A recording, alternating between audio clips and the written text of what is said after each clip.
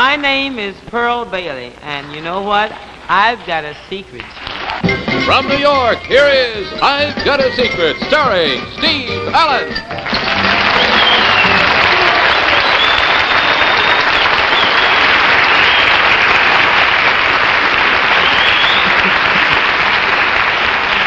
Thanks very much. Good evening and welcome indeed to another edition of I've Got a Secret. And now that you've met our special guest for the evening, Pearl Bailey, we'll meet, of course, the members of our panel, who are, as usual, Betsy Palmer and Bill Cullen, Bess Meyerson, Henry Morgan, and that's the panel.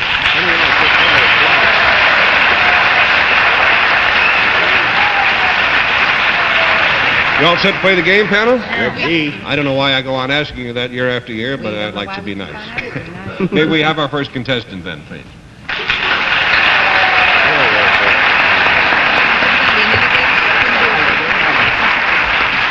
Jump right in there, partner, and would you tell us your name, please, and where you're from? My name is Milton Barrett. I come from New York. Milton Barrett. Panel, New York City. Milton, how old are you? 11. Now, if you'll whisper to me, we'll show the audience just what your secret is. Huh.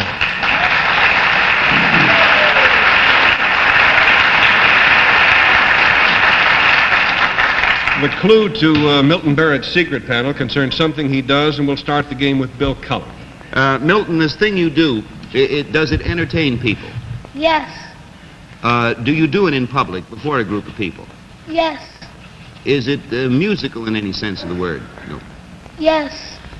Well, there is a peripheral tangential connection. I've been talking to John Daly, folks. I want you to know. Would you put that back in my terms? I want another show. Do you sing at all, Milton? No. Do you dance at all? Yes. Let me clarify that musical thing, Bill. There is a little music sometimes going on, but it's not really vitally important to the secret. Oh, I see. But you do this in front of people and entertain them, Milton. Is that correct? Yes. $20 down, 60 to go. Bess? Milton, are you now in a show? Right now? Yes. No. I don't know. This minute? Now, wait a moment. That's his way of saying you call this a show? No, Milton, I don't mean right this moment, but I mean in the evenings, for example. Do you perform? Yes. Yeah, it's not strictly a show, but it's kind of a performance. Well, I just wanted to know if perhaps you were starring on Broadway in some kind of play. No. No. Do you do this at school? No. You do this after hours? Yes. And do you get paid when you do this? Yes and no. Do you do this with other young people? Yes. Did you have $40 down. Henry Morgan? Milton, are you going to do it with other people tonight? Yes. Should I spend more time on the other people or just find out what it is? Just find out what it is.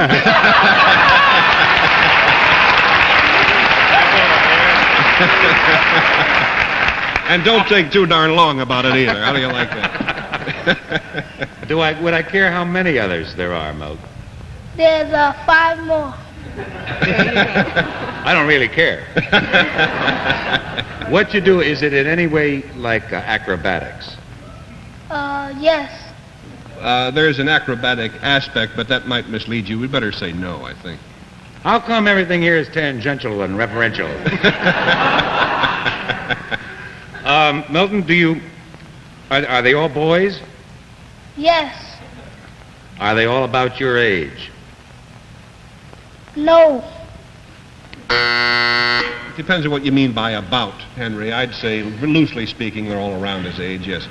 Okay, $60 down, Betsy. Milton, does this have to do with sports at all? Yes. You're a little sneak.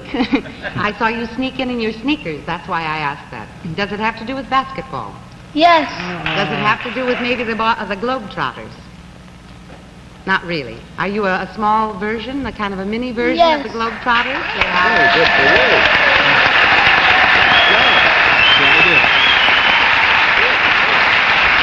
you. Milton Barrett is indeed quite a remarkable young man. For 3 years now, in other words, since he was 8 years old, he has spent most of his after-school hours traveling with a group of young men giving exhibitions of their skills as professional basketball players.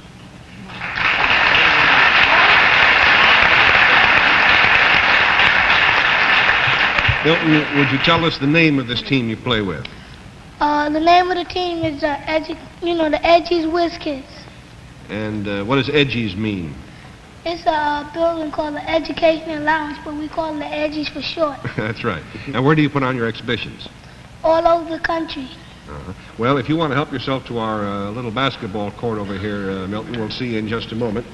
I'll explain while he's getting ready to play that the kids, as he says, not only put on these exhibitions, but they also play in a regular league. Now, out of the last 125 games, they have only succeeded in winning all of them. But they're going to try to improve on that a little bit. They're going to beat them even worse than they have been up to now. They play in an organization, as he mentioned, called the Education Alliance. That's what Edgies means. And all of the money that these young ball handlers make goes right back to supporting after-school activities at their community center here in town.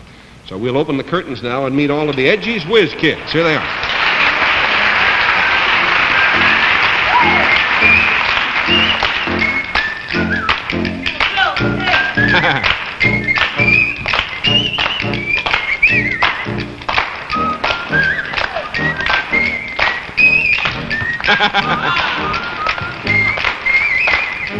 Where'd it go? Look out. Where's that ball?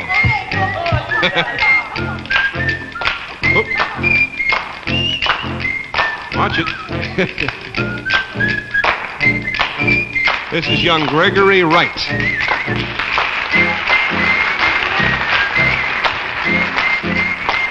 And this is Harvey Davies.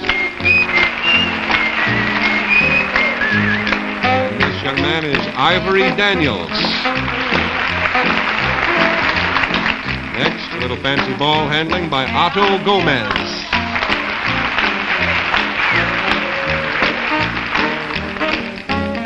Now another very clever ball handler.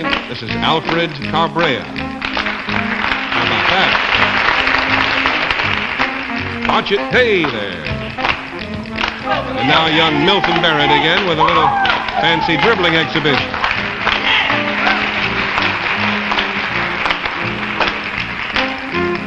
There he goes.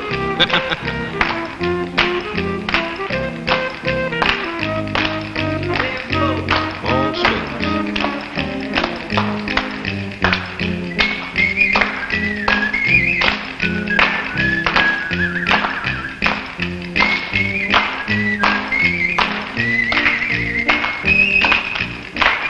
There they go.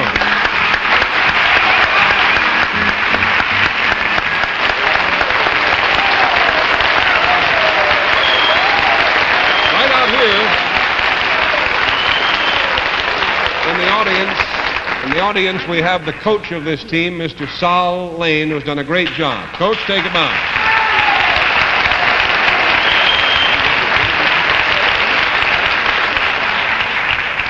Mr. Lane is also appearing in Ed Sullivan's audience one of these days. Now, we'll be back in a minute with our next contestant. First, get a load of this. So you're giving a first Paris dinner party? For the Bradfords. They're so important to Jim's career. But Mrs. Bradford acts like I had bad breath. Oh, so much worry. Use Listerine antiseptic. Kills germs that can cause bad breath. I'll try it. Louise, no more worries? No. I had to come to Paris to discover Listerine. Listerine keeps your mouth clean, your breath fresh, hour after hour. Are you sure you feel well enough to sing today? It's just a little sore throat from this cold. And today's my first choir solo. Well, you'd better take these along. Jane Candy won't help me. No, Listerine throat lozenges. They relieve pain because they're medicated. Tastes good.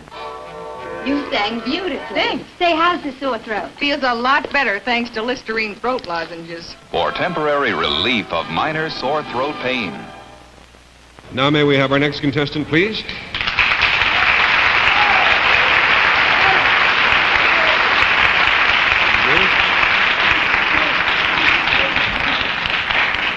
There you are. Nice to have you with us, sir. You and your jug of Kool-Aid or whatever this is. Would you tell us your name, please, and where you're from? Yes, I'm David James. I'm from Pasadena, California. Mr. James is a graduate student at California Institute of Technology, and as part of his work on his doctorate, he has been doing some interesting research with this liquid that you see before you here. Mr. James, what is in this liquid that you've brought here? It's a white powder called polyethylene oxide that's been dissolved in water. Polyethylene oxide. I guess you must have discovered an interesting secret about it. Yes, I did. By accident. Okay, well, if you'll whisper the details to me, we'll show the audience just what that secret is. Uh-huh.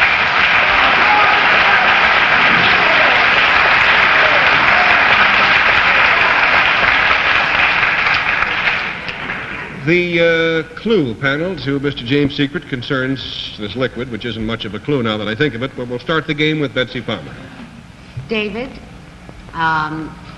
is this beaker of water ever touched by humans? The liquid itself? No, not really. In other words, what it does it not to a human being, but to some inert object?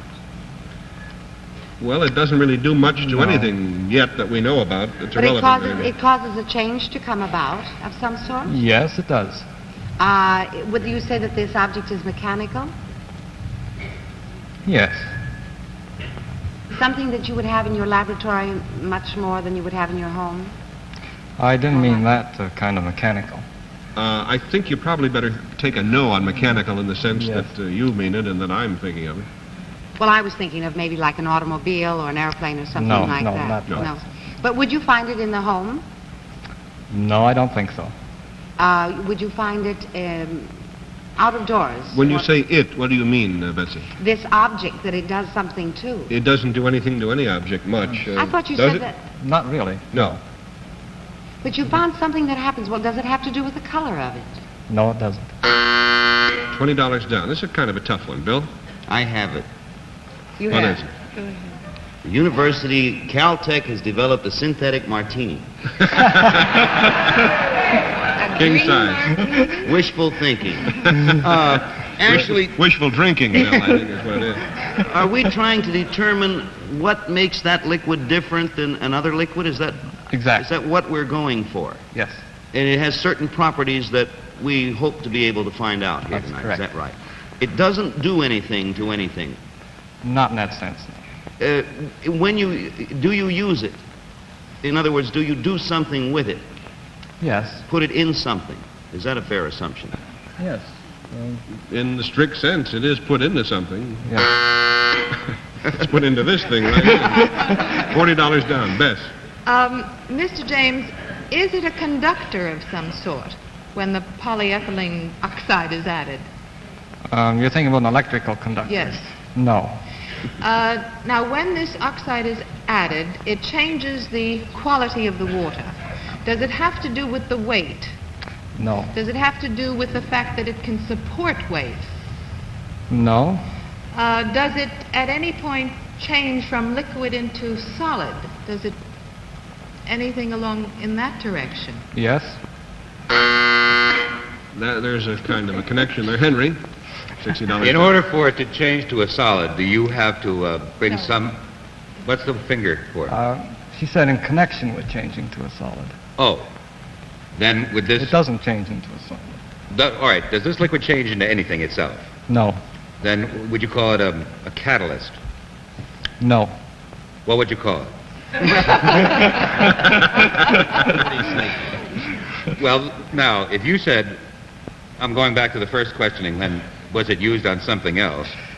Forget that tag. Okay, but when Bess said change into a solid, you said, yes, something does, but not this liquid. Well, I meant the questioning could be pursued along that line. You mean as far as you care? That's right. No, in the technical sense, it could be, yes. Then should I ask what, you must use something in connection with this to produce yes. something else? Yes, I'm going to use something else. Oh, okay. Now, do you have a powder, for example, or... No, the powder's already in. All right. Well, as I mentioned, panel, this is an awfully difficult secret to have gotten. Like many great discoveries, Mr. James's discovery came about through a mistake. And also, like many other discoveries, for the moment, he really doesn't know what the heck to do with this liquid. If you have any ideas, we'll be glad to hear about them. Nevertheless, it is quite a fascinating liquid because, unlike anything else that I know of anyway, this liquid can run uphill. How about that?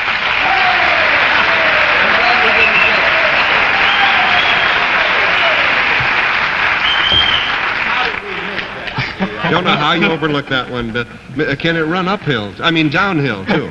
Yes, it's a talented liquid. And it goes sideways and all backwards over the and place. forwards. How did you discover what it can do? This was by accident. I use this kind of fluid in my research at Caltech. Ordinarily, I'm pouring a full beaker from this vessel to some other ones. And one night, I tried just pouring an inch or so off the top. And when I set the beaker back up, the flow continued. In fact, it crawled right up the side of this beaker. Well, Mr. James, if you will give us a little laboratory demonstration to prove that what you just said is true, we'll all be in your debt. You'll notice that what is going to happen here is just what Mr. James related and now predicts. He's going to just start the flow from the top jug here into the bottom one, and then he's going to set it back down. And you would think that that would be the end of the pouring, as it would with any other liquid that we know about. But this just keeps going. And notice how this empties itself, crawls right up the side of the glass and down into the other one. Now, this is not a magic trick. It's really happening.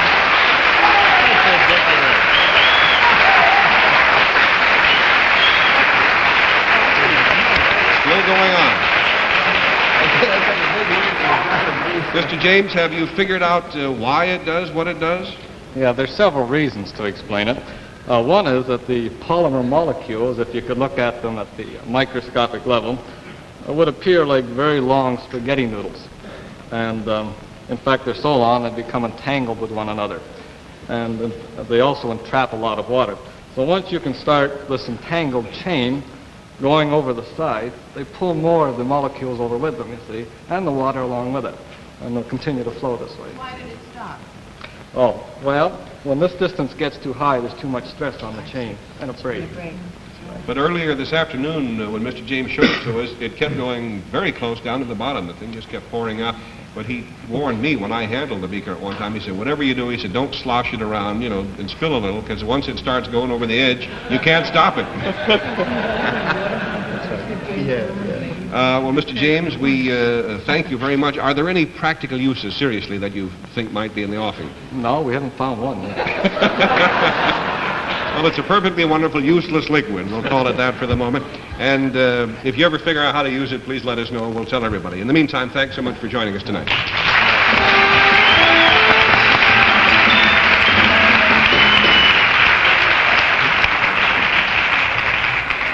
We'll be right back with our special guest in just a minute, but first this message.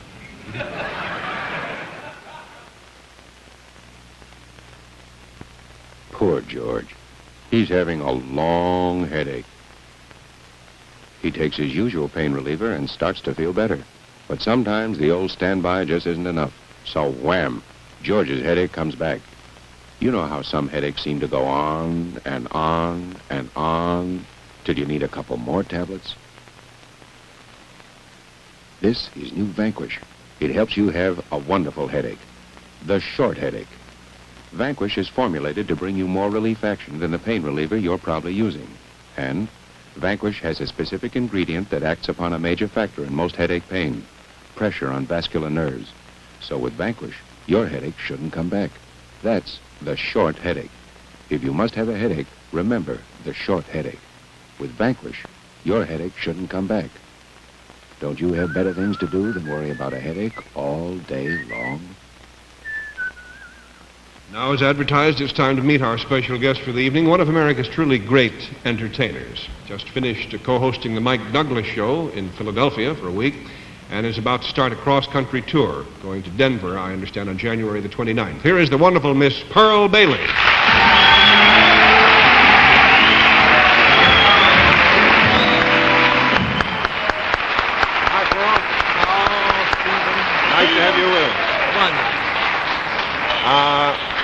Pearl, I know everyone wants to hear me ask this question. Are you going to sing a little bit for us tonight? Well, I'm a little tired for that. A little too tired, huh? Yes. Well, I hope you're not too tired to play the game, and if you're not, then by whispering to me, we'll show the audience at home just what your secret is, okay? How about that, Jim? Well, now, wait a minute. How are you going to do that?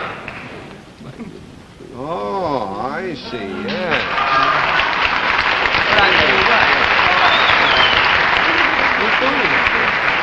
I better go off. Well, in that case, Pearl, then you'd better run off stage for a little bit and, get ready This is gonna take a for little the next... time. My feet are killing me. All right. And now, while Pearl is backstage panel, would you please put on your blindfolds? It's one of those sneaky games we're playing on you tonight. And are the blindfolds all in place now? Yep. All tucked in? Okay, Pearl, if you're all ready back there, just come right on out. Now Pearl sings for you. Oh, I'm so tired of the life I lead.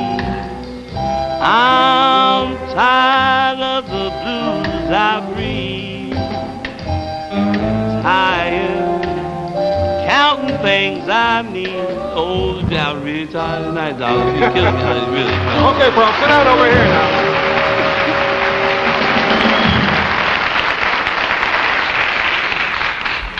You're too much. Now, panel, the clue to Pearl Bailey's secret concerns something she's doing, I guess I'll put it that way. And we'll start the game with Henry Morgan.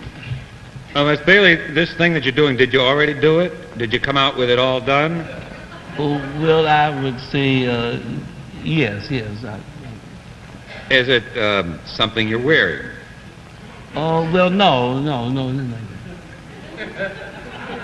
Well, between now and when we last saw you, you made some change because the audience laughed. Did you take something off?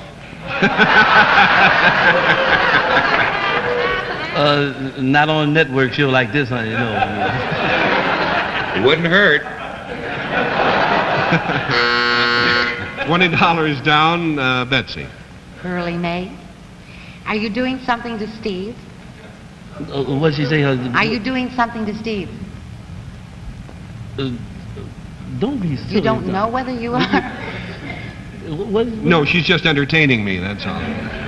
She's not doing something to you. Are you touching him at all? Oh, no, honey, no. No? Are you using your hands, Pearl? Oh, always, darling. But just gesturing, Betsy. Are you different than you were when we saw you on the stage before? No. Well,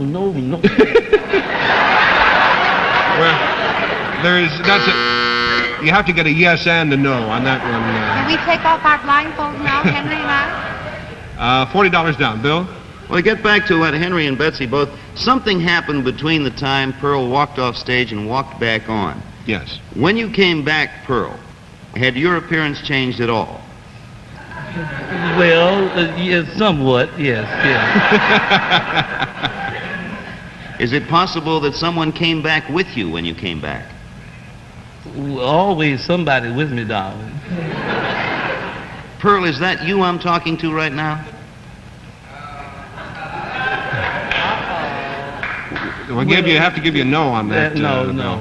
And Steve is not a ventriloquist. There's a third party there. Mm-hmm. The old rascal. Who is imitating Pearl now. Right.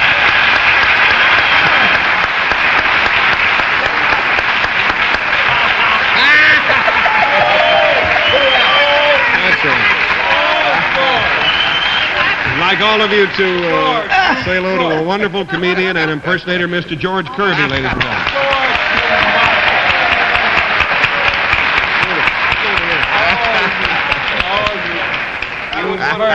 You know, George, there's a few people, not too many, just a few people in the business who do imitate Pearl Bailey. I don't want to knock the rest of them, but I have to say you do the best job of all. Man. Did Pearl herself teach you about this, how to do it? Oh, yes.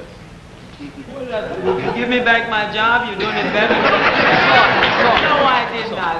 Now, let's be honest. Yeah, when we worked together, I was always studying your voice. You thought you were just You on the studied, commentating, but I didn't tell you to You just helped me by just being there. I see. That's right. Well, we have a bit of time now, and maybe we could get these two Pearl Baileys to do a number for us. Is that possible? Hey.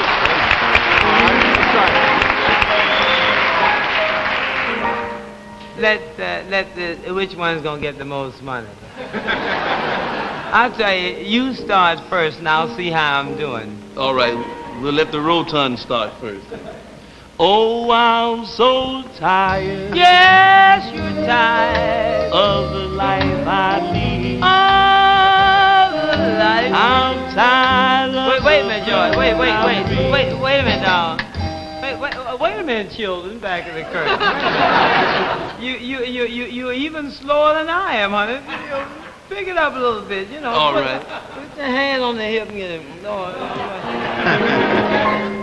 Your stone as big as mine.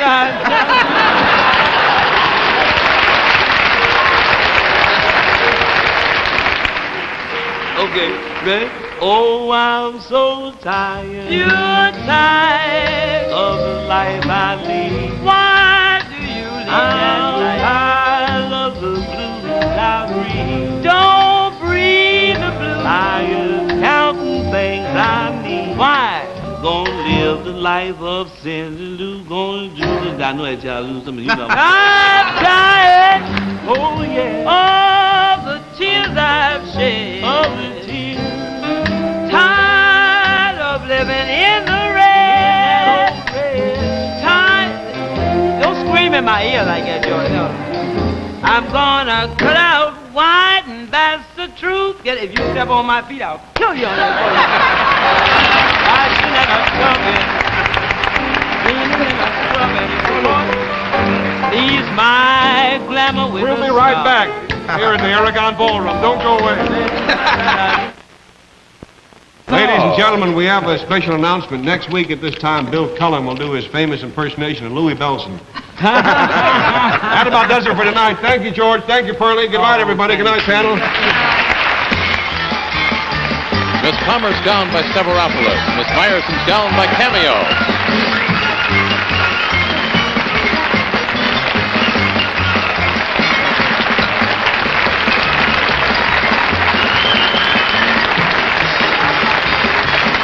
This program was pre-recorded. This is John Cadden speaking.